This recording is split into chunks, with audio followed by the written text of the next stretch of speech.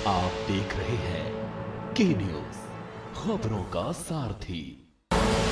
नमस्कार, आप देख रहे हैं देश की बात। मैं हूं आपके साथ तन्वी सक्सेना। रुक करेंगे खबरों का, लेकिन उससे पहले एक नजर डालते हैं इस वक्त की हेडलाइंस पर। पीएम मोदी आज नमो भारत कॉरिडोर के नए फेज का करेंगे उद्घाटन। अब सिर्फ 40 मिनट में दिल्ली से मेरठ तक का होगा सफर। सीएम देवेंद्र फडणवीस की जीत को हाईकोर्ट में चुनौती। कांग्रेस ने चुनाव आयोग पर भी लगाए आरोप। विदेशी फंडिंग से लड़ा गया कासगंज दंगे का केस। लखनऊ एनआईए कोर्ट ने कहा न्यूयॉर्क लंदन की संस्था ने केस लड़ने के लिए दिया पैसा। नांदेड़ बम विस्फोट मामले में सभी 13 आरोपी बरी। 19 साल बाद आया अदालत का फैसला। तेलंगाना के किसानों को सालाना प्रति 12,000 एकड़ रुपए मिलेंगे। 26 जनवरी से शुरू होगी योजना। दिल्ली एनसीआर में घने कोहरे से राहत। आईएमडी ने बारिश को लेकर दिया अपडेट। फ्लाइट्स और ट्रेनें पर पड़ा बुरा असर। आप देख रहे हैं के न्यूज, खबरों का सारथी। और अब रुक करते हैं खबरों का और देश की बात में सबसे पहले बात करेंगे दिल्ली की। राजधानी दिल्ली से बड़ी खबर आपको बता रहे हैं। प्रधानमंत्री नरेंद्र मोदी आज परिवर्तन रैली करेंगे। ये बड़ी खबर दिल्ली से आपको बता रहे हैं। रोहिणी के जापानी पार्क में रैली को संबोधित करते नजर आएंगे। करीब 10 बजे का समय जब रैली को संबोधित करेंगे पीएम मोदी। तो आज प्रधानमंत्री नरेंद्र मोदी परिवर्तन रैली करेंगे रोहिणी के जापानी पार्क में। सुबह 10 बजे का समय जब रैली को संबोधित करते नजर आएंगे पीएम मोदी। आपको बता दें, बड़ी जनसभा को संबोधित करेंगे प्रधानमंत्री नरेंद्र मोदी। तो दिल्ली से बड़ी खबर आपको बता रहे हैं। आज परिवर्तन रैली को संबोधित करेंगे पीएम मोदी। बड़ी जनसभा को संबोधित करते नजर आएंगे प्रधानमंत्री नरेंद्र मोदी।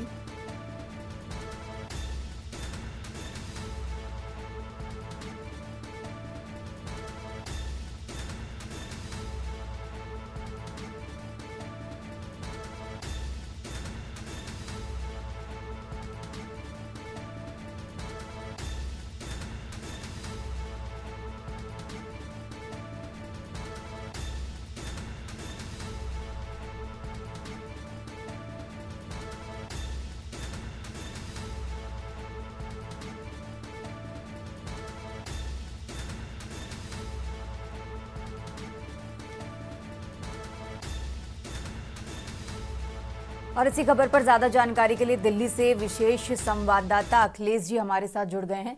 अखिलेश जी, आज प्रधानमंत्री नरेंद्र मोदी परिवर्तन रैली को संबोधित करने वाले हैं और इस रैली से जुड़ी क्या कुछ जानकारी है आपके पास, दर्शकों को बताएं। दिल्ली में आज विधानसभा चुनाव के आगाज के तौर पर भारतीय जनता पार्टी की रैली को देखा जा रहा है, जिस रैली को दिल्ली की भारतीय जनता पार्टी के द्वारा आयोजित किया जा रहा है और इसको संबोधित करने के लिए बाकायदा प्रधानमंत्री नरेंद्र मोदी मौजूद रहेंगे। दिल्ली के जनकपुर इलाके के जापानी पार्क में होने वाली रैली में प्रधानमंत्री मोदी आज कुछ बड़े ऐलान भी कर सकते हैं और इसके साथ ही साथ कहा जा सकता है कि आज विधानसभा चुनाव के एक आधिकारिक तौर पर शुरुआत भी मानी जा सकती है भारतीय जनता पार्टी के चुनाव प्रयास कमेटी के तरफ से, क्योंकि जब प्रधानमंत्री नरेंद्र मोदी ने लोकसभा चुनाव का चुनाव प्रचार दिल्ली में शुरू किया था तो इसी जापानी पार्क से कई लोकसभा चुनाव की रैली की शुरुआत की थी और दिल्ली में प्रचार का अभियान शुरू किया था। तो आज फिर जापानी पार्क परिवर्तन रैली का आयोजन किया जा रहा है। इस परिवर्तन रैली को भी दिल्ली के विधानसभा चुनाव की शुरुआत और राज्य के तौर पर देखा जा सकता है।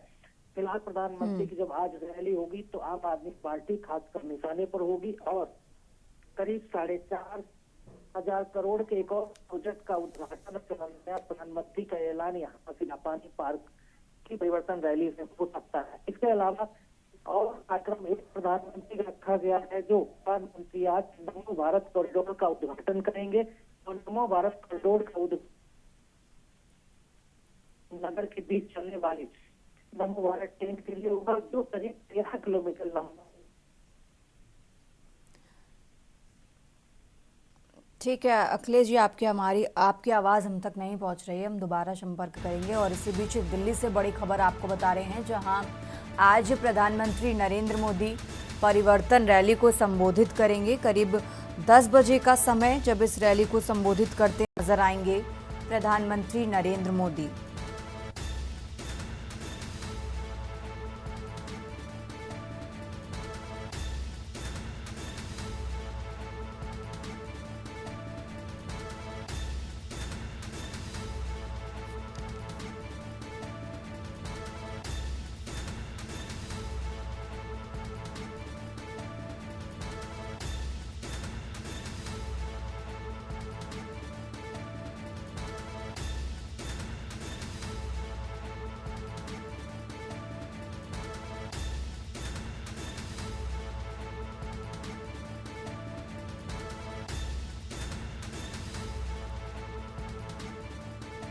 खबरों में आगे बढ़ते हैं। दिल्ली से एक और बड़ी खबर आपको बताते हैं, जहां पीएम मोदी आज नमो भारत कॉरिडोर का उद्घाटन करेंगे।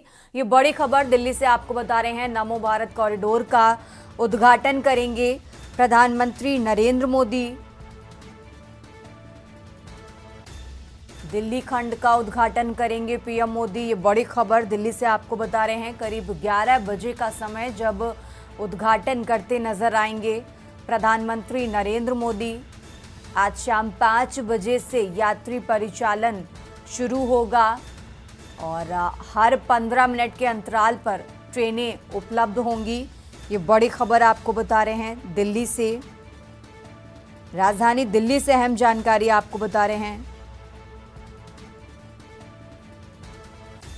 जहां नमो भारत कॉरिडोर का उद्घाटन करेंगे प्रधानमंत्री नरेंद्र मोदी।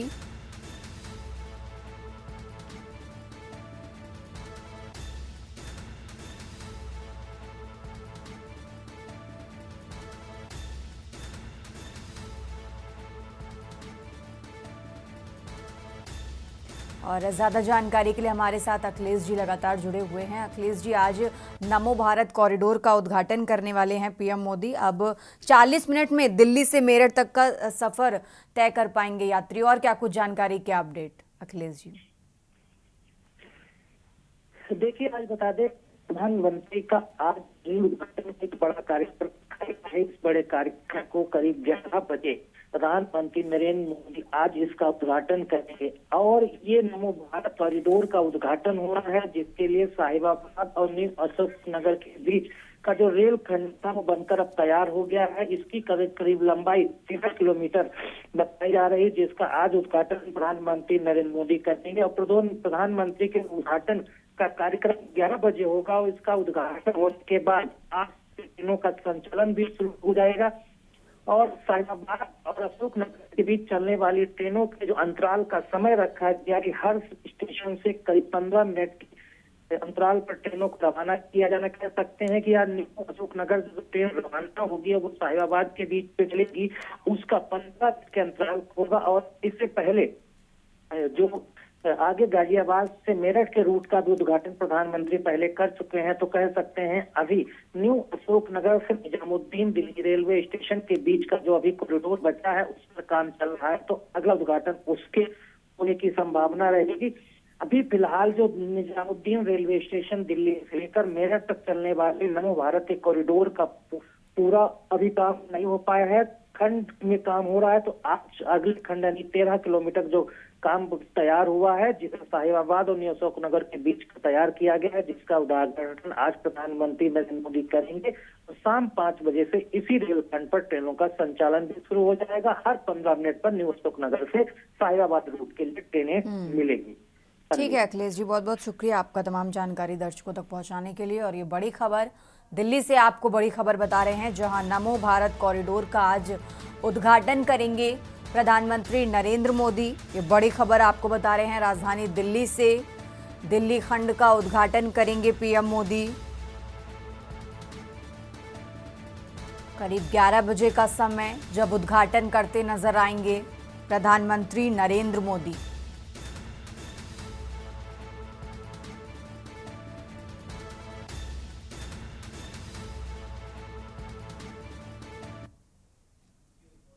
और देश की बात में आप बात कर रहे हैं कौशाम्बी की। कौशाम्बी से खबर आपको बता रहे हैं, जहां विवाहित प्रेमिका का अश्लील फोटो किया वायरल।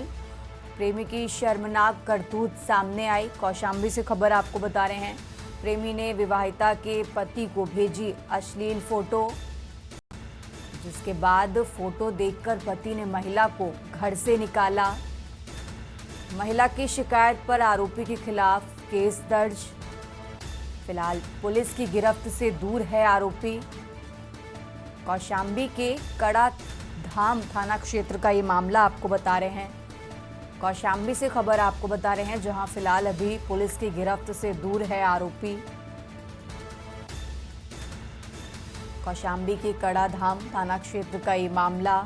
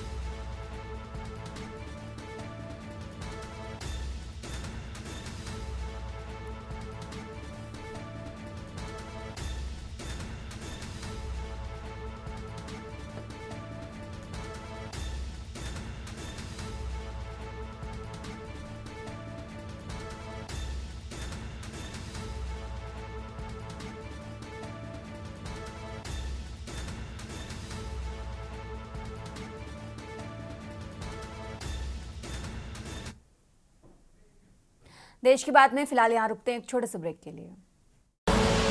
आप देख रहे हैं के न्यूज खबरों। देश की बात में एक बार फिर से हाजिर हैं, रुक करते हैं खबरों का। बात कर रहे हैं लखनऊ की। राजधानी लखनऊ से बड़ी खबर आपको बता रहे हैं। लखनऊ से अहम जानकारी, जहां यूपी में 2 आईपीएस अफसरों के ट्रांसफर। ये बड़ी खबर लखनऊ से आपको बता रहे हैं। आजमगढ़ रेंज के डीआईजी वैभव कृष्ण हटाए गए, सुनील कुमार सिंह बनाए गए आजमगढ़ रेंज के डीआईजी। ये बड़ी खबर आपको लखनऊ से बता रहे हैं। वैभव कृष्ण को डीआईजी महाकुंभ मेला प्रयागराज बनाया गया।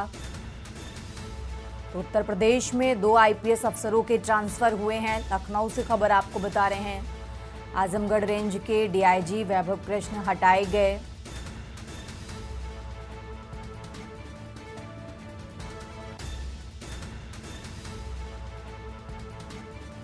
राजधानी लखनऊ से अहम जानकारी आपको बता रहे हैं, जहां उत्तर प्रदेश में 2 आईपीएस अफसरों के ट्रांसफर किए गए। आजमगढ़ रेंज के डीआईजी वैभव कृष्ण हटाए गए हैं, आपको बता दें, और सुनील कुमार सिंह बनाए गए आजमगढ़ रेंज के डीआईजी। और इसी के साथ वैभव कृष्ण को डीआईजी महाकुंभ मेला प्रयागराज बनाया गया है। तो उत्तर प्रदेश में 2 आईपीएस अफसरों के ट्रांसफर हुए हैं। लखनऊ से खबर आपको बता रहे हैं।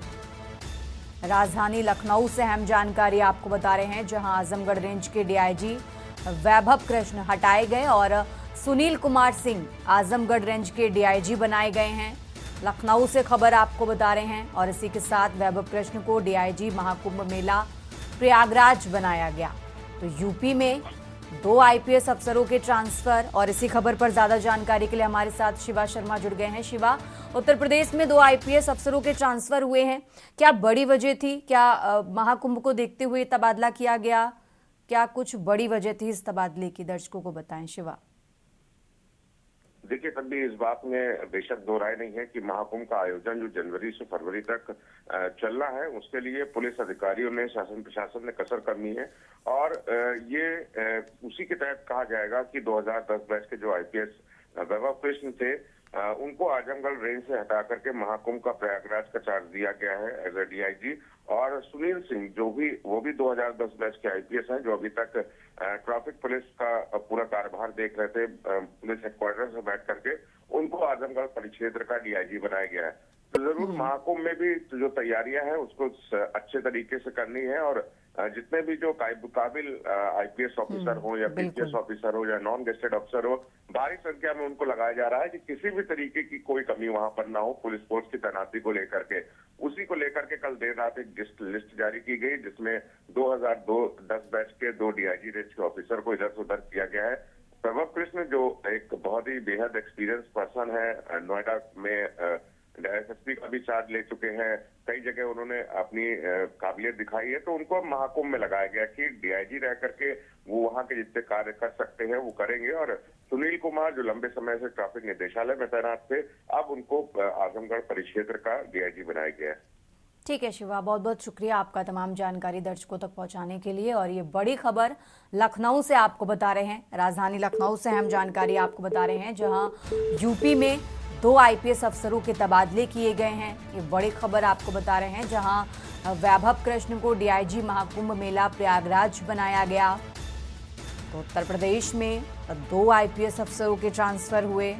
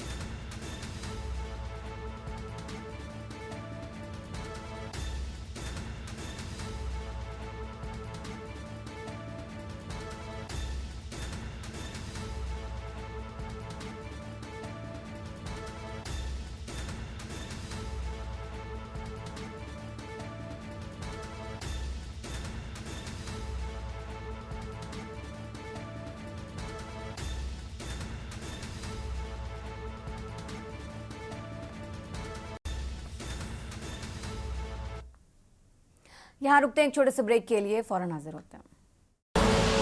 आप देख रहे हैं के न्यूज, खबरों का सारथी।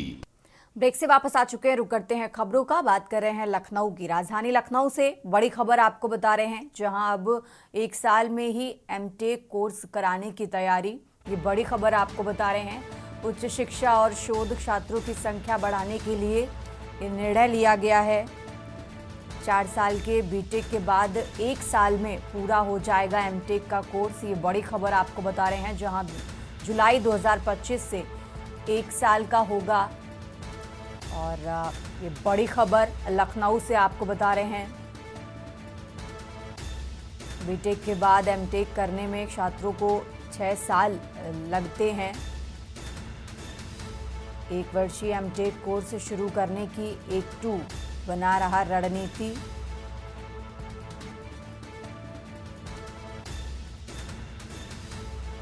लखनऊ से बड़ी खबर आपको बता रहे हैं, जहां अब 1 साल में एमटेक कोर्स कराने की तैयारी चल रही है। उच्च शिक्षा और शोध छात्रों की संख्या बढ़ाने के लिए ये निर्णय।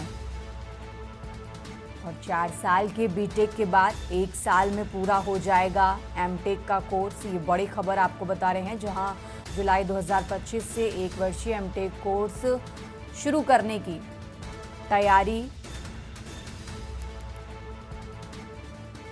तो बीटेक के बाद एमटेक करने में छात्रों को 6 साल लगते हैं। और इसी खबर पर ज़्यादा जानकारी के लिए हमारे साथ संदीप मिश्रा जुड़ गए हैं। संदीप जी, जिस तरीके से जानकारी मिल रही है कि अब एमटेक का कोर्स 1 साल का होगा, इस खबर पर और क्या कुछ जानकारी, क्या अपडेट आपके पास?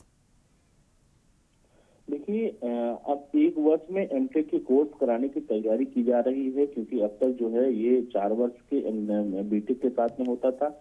अब इसे पूरा करने के लिए 1 वर्ष का एमटेक कोर्स किया जाएगा। जुलाई 2025 से 1 वर्ष के एमटेक कोर्स के प्रोग्राम जो है वो शुरू करने की तैयारी जो है वो की जा रही है। अभी तक बीटेक के बाद एमटेक करने वाले छात्रों को लगभग 6 वर्ष का समय लग जाता था, लेकिन कहीं ना कहीं अब इसको लेकर के सीधे एमटेक छात्र कर सकेंगे, जो कि 1 वर्ष का होगा। इसको लेकर के तैयारियां लगभग की गई हैं और उच्च शिक्षा और तो छात्रों में संख्या जो है इसकी बढ़ने का निर्णय लिया गया है। तो ऐसे में जो एमटेक के छात्र होंगे वो जो परीक्षा 1 वर्ष का कोर्स होगा वो पूरा कर सकेंगे आसानी से, क्योंकि 4 साल जब उनको बीटेक में लगता था, फिर उसके बाद 2 साल एमटेक में लगता था, तो यानी कि 6 वर्ष का समय उनका गुजर जाता था। लेकिन अब कहीं ना कहीं 1 वर्ष का कोर्स होगा और एमटेक का, तो ये एक बड़ी उपलब्धि होगी उन छात्रों के लिए जिनका समय जो है बचेगा और आने वाले समय में एमटेक के छात्रों की भीड़ भी लगभग बढ़ती हुई नजर आएगी।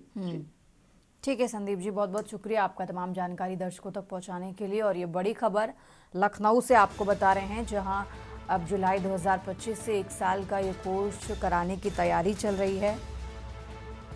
लखनऊ से बड़ी खबर आपको बता रहे हैं।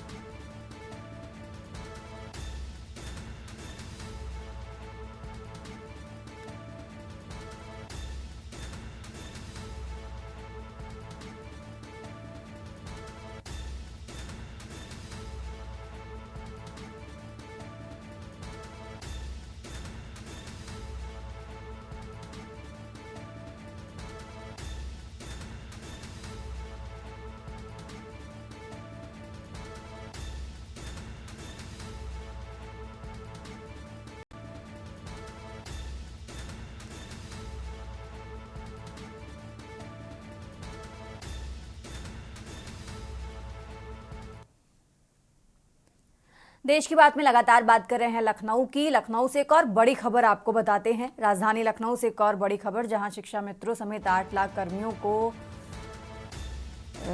योगी सरकार जल्द कैबिनेट में ये प्रस्ताव लाने की तैयारी कर रही है। ये बड़ी खबर आपको बता रहे हैं। योगी सरकार शिक्षा मित्रों और अनुदेशकों का वेतन, मानदेय में भारी भरकम बढ़ोतरी की तैयारी चल रही है। ये बड़ी खबर आपको बता रहे हैं।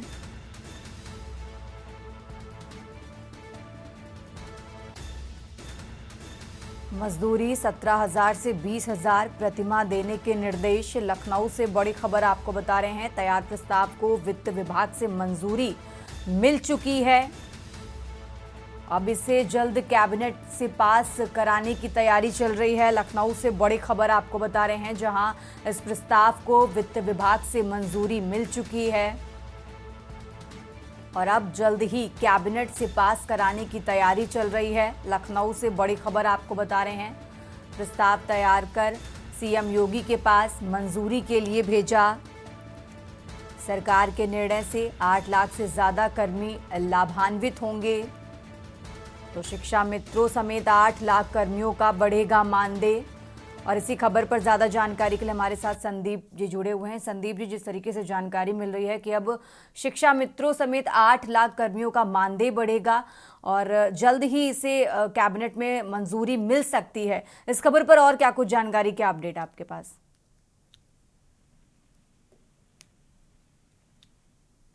संदीप जी, हमारी आवाज आप तक आ रही है?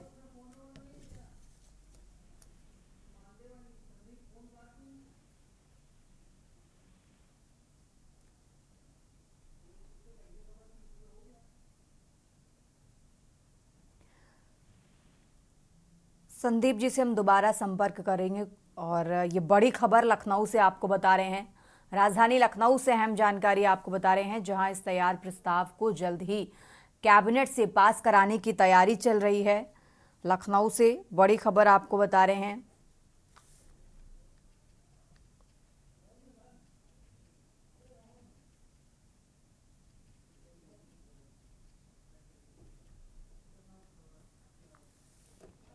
और चलिए खबरों में आगे बढ़ते हैं। लखनऊ से एक और बड़ी खबर आपको बताते हैं। लखनऊ से एक और बड़ी खबर आपको बता रहे हैं, जहां यूपी में खुलेगा मुख्यमंत्री मॉडल कंपोजिट स्कूल। ये बड़ी खबर आपको बता रहे हैं। यूपी के 44 जिलों में बनेंगे मुख्यमंत्री मॉडल कंपोजिट स्कूल।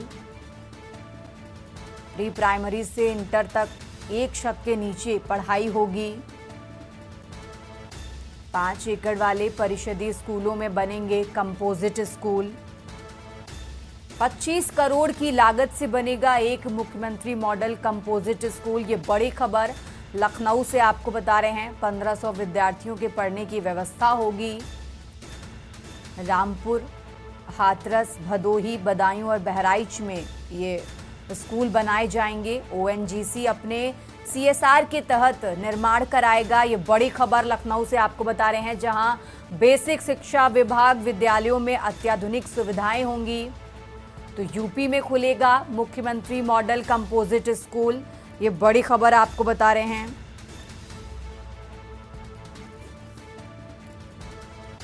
और इसी खबर पर ज्यादा जानकारी के लिए हमारे साथ अनिकेत तिवारी जुड़ गए हैं। अनिकेत, अब उत्तर प्रदेश में मुख्यमंत्री मॉडल कंपोजिट स्कूल खुलने की तैयारी हो रही है। इस खबर पर और क्या कुछ जानकारी है आपके पास अनिकेत?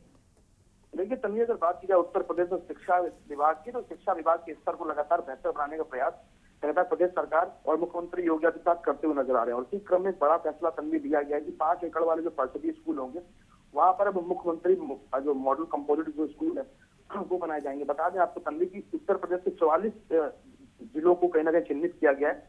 उसमें से रामपुर, हाथरस, भदोही, बदायूं, बहराइच के साथ में अम्बेडकर नगर, अमेठी, अमरोहा, औरैया, बागपत, बलिया, बाराबंकी, बिजनौर, बुलंदशहर, चंदौली, चित्रकूट, इटावा, फर्रुखाबाद, फिरोजाबाद, नोएडा, गाजियाबाद, हमीरपुर, हापुड़, हरदोई, जालौन, कानपुर देहात, कासगंज, कौशाम्बी, लखीमपुर, कुशीनगर, ये तमाम वो जिले हैं जिन्हें चिन्हित किया गया। और इन सभी जिलों में जो 44 जिले हैं वहाँ पर 5 एकड़ जो भी परिषदीय स्कूल है वहाँ पर जो प्राइमरी स्कूल से लेकर इंटर तक की जो भी पढ़ाई होगी वो एक ही छत के नीचे होगी। यानी साफ तौर पर जो क्लासेज होंगी उनको स्मार्ट बनाया जाएगा। इसके साथ ही जो बच्चे जो पढ़ने आएंगे उनके स्किल पर काम किया जाएगा, उनका स्किल डेवलप किया जाएगा। साथ ही कंप्यूटर की अगर बात की जाए तो कंप्यूटर के लैंग्वेज के साथ में बहुत जैसी हॉल और स्टाफ के लिए तमाम जो व्यवस्थाएं की जानी है वो इस स्कूल के अंतर्गत में होगी। साफ तौर पर कहने की अगर बात करें तो लगातार शिक्षा को बेहतर बनाने का प्रयास प्रदेश सरकार का, उसी क्रम में महत्वपूर्ण बड़ा फैसला शिक्षा विभाग में लिया गया है। जहाँ पर ये परिषदीय जो स्कूल है वहाँ पर उन्हें कंपोजिट स्कूल मॉडल के रूप में बनाया जाएगा। ठीक है अनिकेत, बहुत बहुत शुक्रिया आपका तमाम जानकारी दर्शकों तक पहुंचाने के लिए। और ये बड़ी खबर लखनऊ से आपको बता रहे हैं, जहां उत्तर प्रदेश में अब मुख्यमंत्री मॉडल कंपोजिट स्कूल खुलने की तैयारी चल रही है। और इसी खबर से जुड़ी बड़ी जानकारी आपको बता रहे हैं, जहां आधुनिक कक्षों के साथ 1500 विद्यार्थियों के पढ़ने की व्यवस्था होगी। रामपुर, हाथरस, भदोही, बदायूं और बहराइच समेत 44 जिले जहां पर मुख्यमंत्री मॉडल कंपोजिट स्कूल खुलने की तैयारी हो रही है। ये बड़ी खबर लखनऊ से आपको बता रहे हैं। बेसिक शिक्षा विभाग विद्यालयों में अत्याधुनिक सुविधाएं भी होंगी।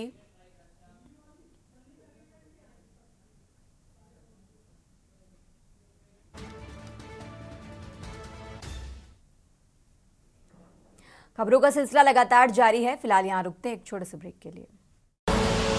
आप देख रहे हैं के न्यूज, खबरों का ब्रेक के बाद एक बार फिर से हाजिर है और अब बात कर रहे हैं ठंड है प्रचंड। दिल्ली में लगातार शीतलहर का प्रकोप जारी है और दिल्ली आने वाली कई ट्रेनें कोहरे के कारण लेट हुई हैं। ये बड़ी खबर आपको बता रहे हैं।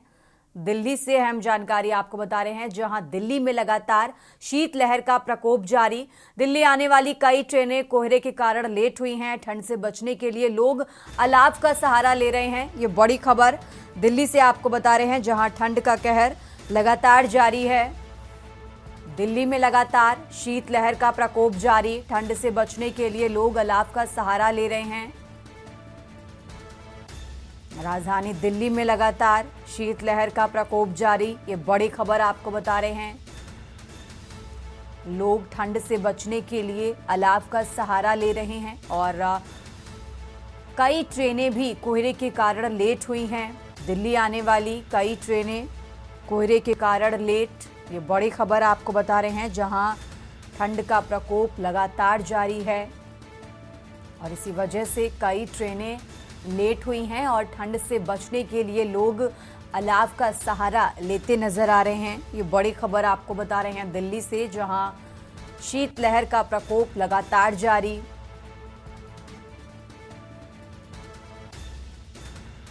राजधानी दिल्ली से बड़ी खबर आपको बता रहे हैं, जहां दिल्ली में लगातार शीतलहर का प्रकोप जारी और कोहरे की वजह से कई ट्रेनें लेट हुई हैं और साथ ही लोग ठंड से बचने के लिए अलाव का सहारा ले रहे। ये बड़ी खबर दिल्ली से आपको बता रहे हैं।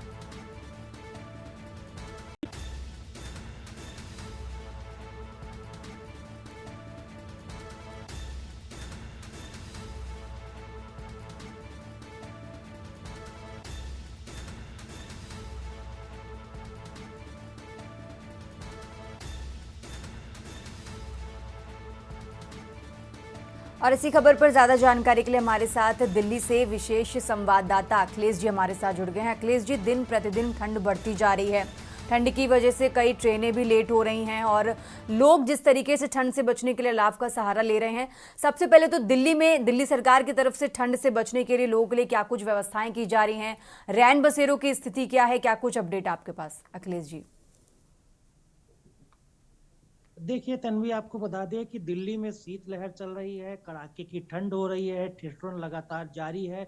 इन सभी चीजों को लेकर शीतलहर के मद्देनजर दिल्ली सरकार के तरफ से तमाम व्यवस्थाएं की गई हैं जो आम नागरिकों को और खासकर उन लोगों के लिए जो खुले आसमान के नीचे रात बिताते हैं, उनको सड़क पर सोने नहीं दिया जा रहा है। इसके साथ ही साथ अगर कोई खुले आसमान के नीचे कहीं सोते हुए मिलता है तो उसको उठाकर पुलिस लगातार रैन बसेरों में भेजवा रही है। साथ ही साथ उन सभी लोगों को खुले आसमान के नीचे से किसी को भी रात में रुकने नहीं दे रही है। जो लोग वहां पर कभी गर्मियों में सोया करते थे, उन सबको रैन बसेरों में भेजा जा रहा है।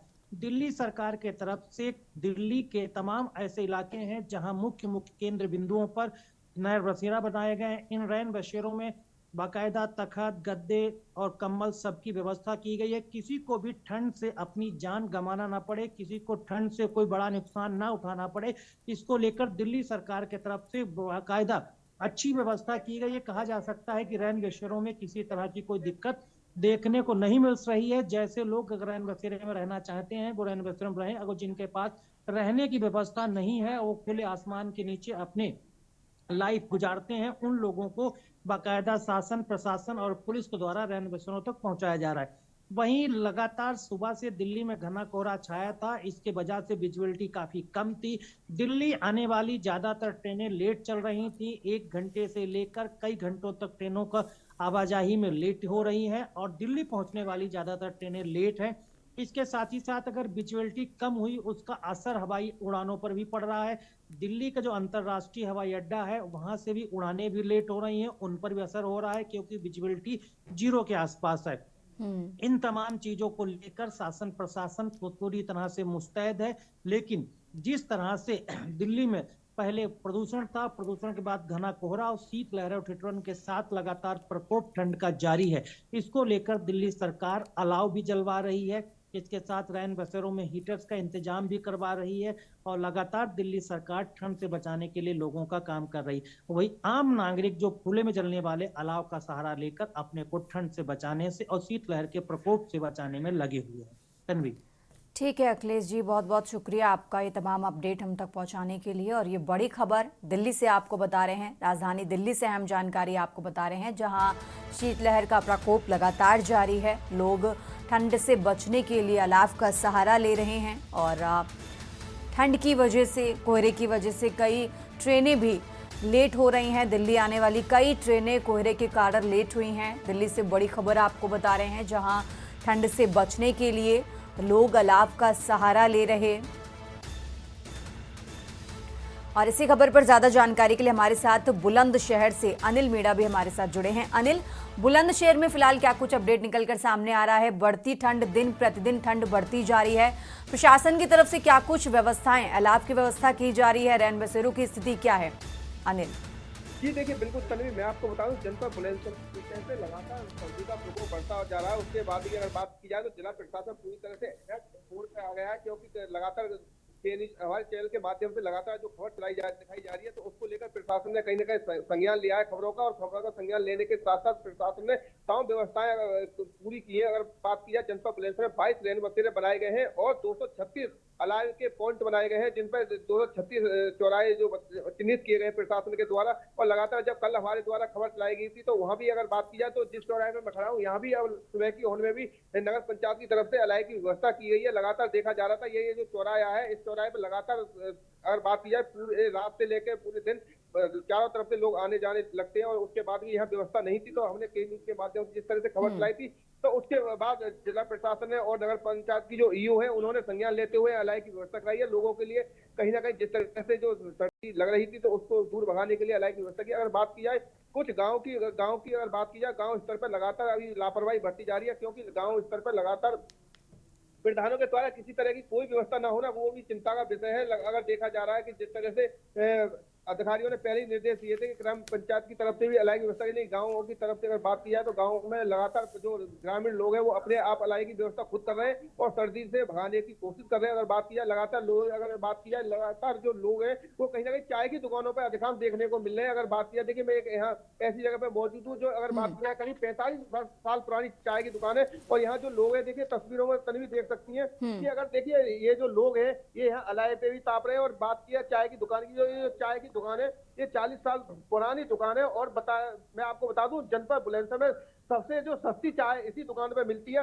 अगर बात की जाए, अगर आज भी अगर महंगाई के दौर में भी 5 रुपए की जो चाय है वो इसी दुकान पे है और पूरे जनपद में कहीं भी इतनी सस्ती चाय नहीं है और लगातार देखा जा रहा है। देखिए अगर बात की जाए जो ये इनका करीब 43 साल पुराना चाय का कारोबार है। और देखिए मेरे साथ ये मौजूद नहीं है, इनसे हम बात करते हैं कि सबसे सस्ती आज भी जनपद बुलंदशहर में जिस तरह से चाय देख रहे हैं तो उससे अपना ये किस तरह से अपना वो करते हैं। क्या नाम है?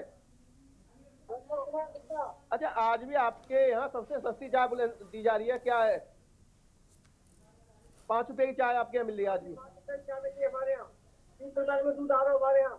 तो बताया जा रहा है कि आपकी जो दुकानें हैं करीब 40-45 साल पुरानी। 45 साल चाय की दुकान हो गई, 45 साल की दुकान कर रहे हैं चाय की दुकान।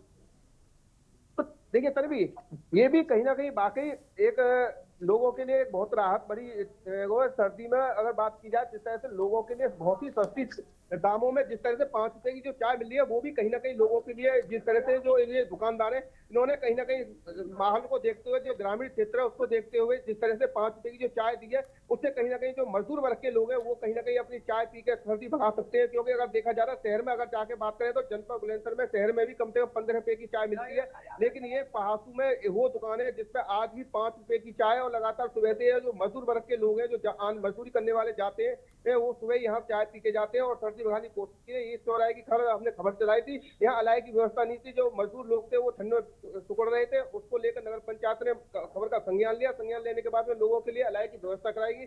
सर में अगर बात की जनपद बुलंदशहर प्रशासन ने जनपद बुलंदशहर के जो डीएम है चंद्रप्रकाश सिंह और सीडीओ लगातार जो कुलदीप मीना है और अगर बात किया एडीएम फाइनेंस अभिषेक कुमार लगातार रात भर मॉनिटरिंग कर रहे हैं। और अगर बात की जाए तो सेक्टर मजिस्ट्रेट और जोनल मजिस्ट्रेट बनाए गए जिससे कि लगातार भ्रमण करते रहे। किसी तरह की जनपद बुलंदशहर के जो डीएम है चंद्रप्रकाश से पहले ही निर्देश दे दिया था कि किसी तरह की कोई भी लापरवाही बर्दाश्त नहीं की जाएगी और लापरवाही अगर किसी अधिकारी की क्षेत्र में पाई गई तो उसके खिलाफ कार्रवाई की जाएगी। क्योंकि कल एक हमने खबर भी चलाई थी जो एक खुले आसमान में 3 दिन से एक शिकारपुर तहसील के पास में एक व्यक्ति सो रहा था अधेड़, उसको लेकर संज्ञान लेते हुए जो वहाँ शिकारपुर के जो एसडीएम थे दीपक कुमार पाल, उन्होंने संज्ञान लेते हुए वहाँ लगातार 2 कानूनगों को भेजा और उन्होंने उस व्यक्ति के लिए नगर पालिका शिकारपुर में जो रेलवे से बनाया था उसमें वहाँ के उसको ठहराया और ठहराने के बाद में उस व्यक्ति के लिए कहीं ना कहीं वो सहारा मिला जो खुले आसमान में सो रहा था।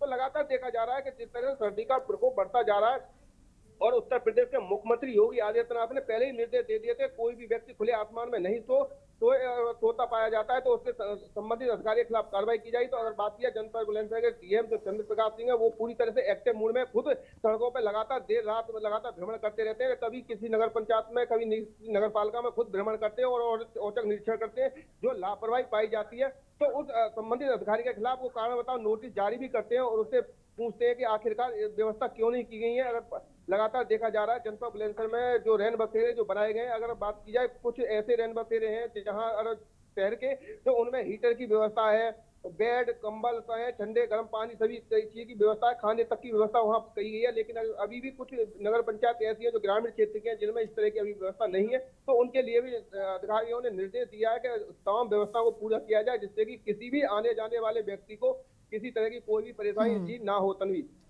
ठीक है अनिल, बहुत बहुत शुक्रिया आपका बुलंदशहर का अपडेट हम तक पहुंचाने के लिए।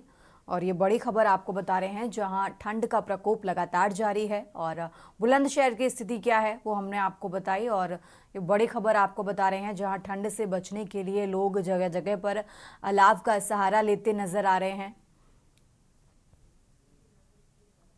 फिलहाल यहाँ रुकते हैं एक छोटे से ब्रेक के लिए, फौरन हाजिर होते हैं। आप देख रहे हैं के न्यूज़, खबरों का सारथी। ब्रेक के बाद एक बार फिर से हाजिर हैं और अब खबर आपको बता रहे हैं हमीरपुर से, जहां भीषण ठंड के साथ घने कोहरे का प्रकोप लगातार जारी है। शीतलहर लोगों को जहां लगातार परेशान कर रही है, वहीं शाम से गहराने वाली कोहरे की चादर अगले दिन दोपहर तक पूरी तरह समाप्त नहीं होती। इससे नेशनल हाईवे सहित तमाम सड़कों पर चलने वाली वाहनों की रफ्तार थमी रहती है। ठंड के सितम से आम जनजीवन बुरी तरह से प्रभावित है। बाजारों में लोगों की आवाजाही काफी कम रहती है। शहर और कस्बों सहित ग्रामीण इलाकों में लोगों के ठंड से बचने को अलाव का सहारा लेना पड़ रहा है।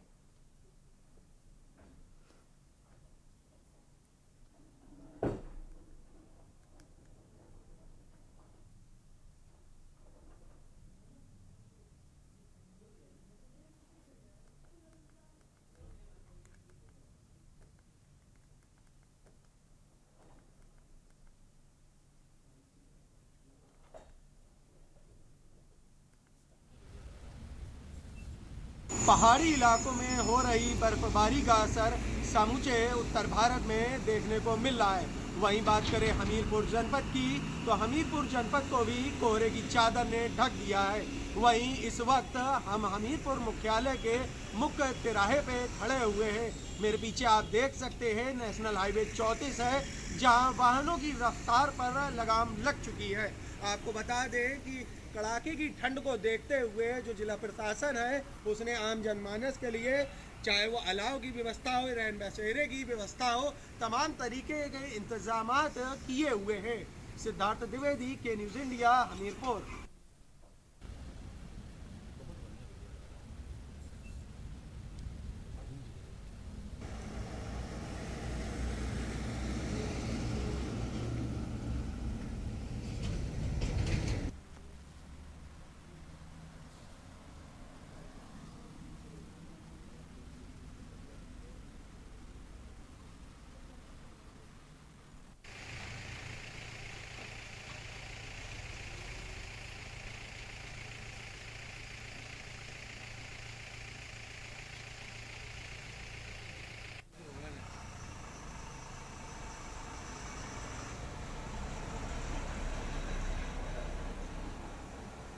और चलिए खबरों में आगे बढ़ते हैं। अब बात कर रहे हैं बुलंदशहर की। बुलंदशहर से खबर आपको बता रहे हैं। बुलंदशहर से अहम जानकारी आपको बता रहे हैं, जहां कड़ाके की ठंड से जनजीवन अस्त व्यस्त।